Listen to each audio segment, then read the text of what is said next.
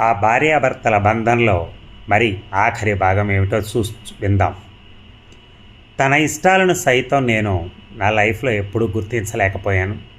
సినిమాలకు కానీ షికారులకు కానీ తీసుకువెళ్ళలేకపోయాను. తను కూడా ఎప్పుడూ అడిగింది కూడా ఏమీ లేదు.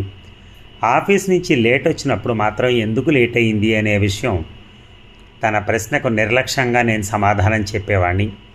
ఏమండి, పాలవాడికి డబ్బులు, పేపర్ వాడికి డబ్బులు, కరెంటు బిల్లు, పిల్లల ఫీజులు కట్టే విషయం మరీ మరీ గుర్తు చేసేది. చివరికి నాకు సంబంధించిన బీపీ మాత్రలు కూడా. కానీ నేను మాత్రం నువ్వు అన్నం తిన్నావా అని ఒక్కరోజు కూడా అడిగింది లేదు.